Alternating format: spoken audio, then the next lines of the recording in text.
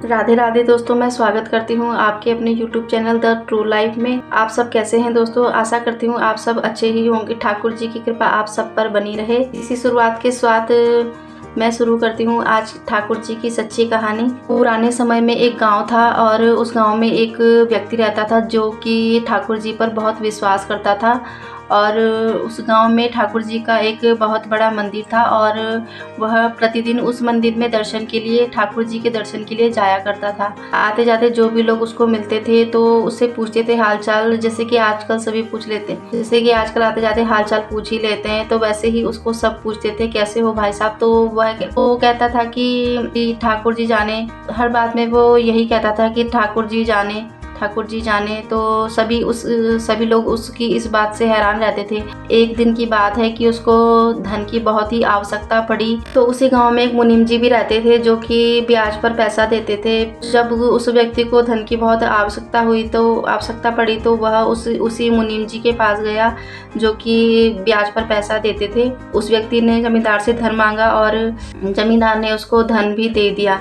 उसकी आवश्यकता की पूर्ति हो गई थी। जैसे जैसे उसके बच्चे बड़े हुए और कमाने लगे, बाहर निकले, कमाने लगे, बच्चों ने कहा कि पिताजी जिसका भी ऋण बाकी है या जिससे भी आपने उधार लिया है सबका ऋण चुका दीजिए। तो उस व्यक्ति ने कहा कि हाँ ठीक है, ऐसा ही करते हैं।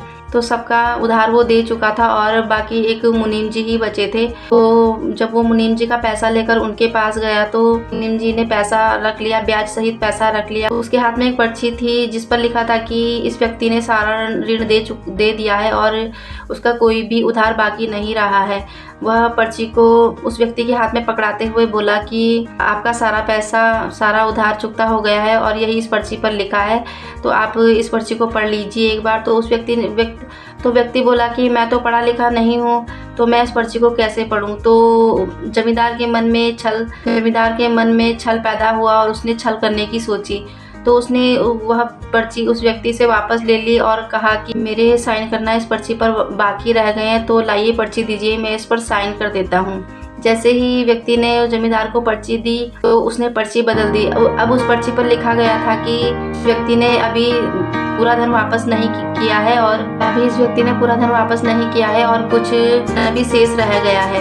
तो वह व्यक्ति पर्ची लेकर घर चला गया और कुछ दिन बाद वह मुनीम जी के पास ऐसे ही बैठने पहुंच गया।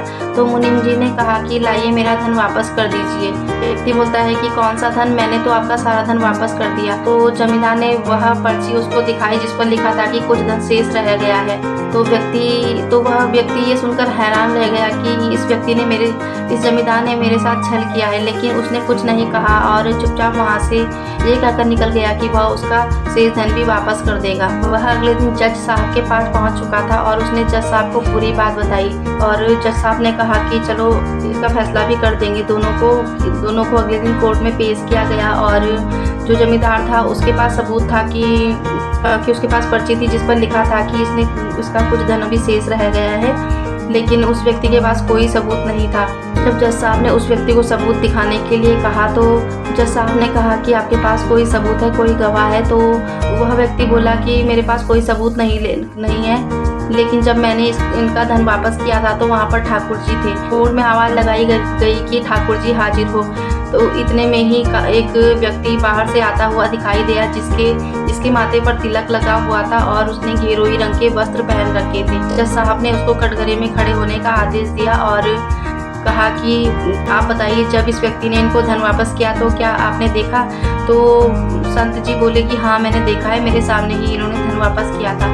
और ठाकुर जी से ये भी पूछा गया कि आपके पास क्या सबूत है कि इन व्यक्ति ने जमींदार के पैसे वापस कर दिए। तो ठाकुर जी ने कहा कि आप इनको यहीं पर बैठा कर रखिए और किसी व्यक्ति को इनके घर पर भेजिए और इनके घर पर जो सबसे बड़ा कमरा है और उस कमरे में 3 अलमारियां हैं। जो सबसे आखिरी वाली अलमारी है उसमें जो सबसे नीचे फाइल रखी है उसके 22 नंबर के पेज पर जो पर्ची है वो उस पर यह लिखा गया है कि इस व्यक्ति ने जमींदार का पूरा धन वापस कर दिया है और कोई भी धन शेष नहीं रह गया है। ठाकुर जी के ऐसा कहने पर यही कार्य किया गया और जब उस पर्ची को वहाँ पर लाया गया तो उस पर यही लिखा था जो कि ठाकुर जी ने कहा।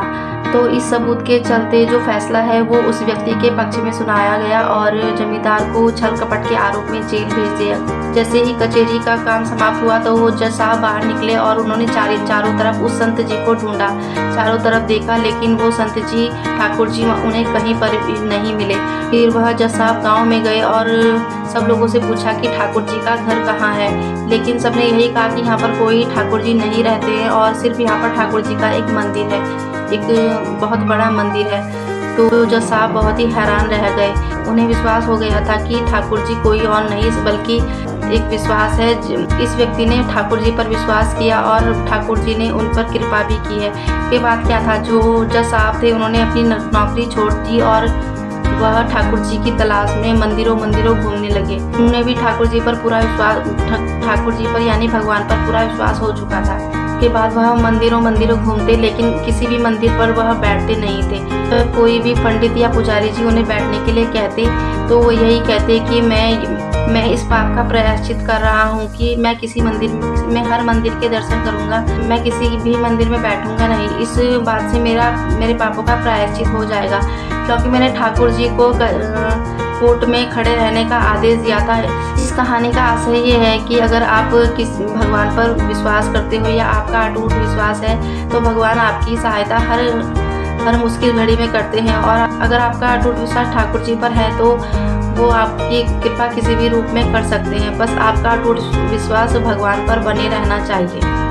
हमसे अच्छा तो ठाकुर जी ने हमारे लिए सब कुछ सोच रखा है। ये वीडियो आपको कैसी लगी कमेंट करके ज़रूर बताइएगा दोस्तों, और इसी तरह की वीडियो देखने के लिए चैनल को सब्सक्राइब कर लीजिए दोस्तों, और इस वीडियो को अधिक से अधिक शेयर कीजिएगा दोस्तों, ताकि ठाकुर जी के सभी भक्तों का विश्वास ठाकुर जी पर बना रहे। इसी कृपा के साथ राधे राधे दोस्तों।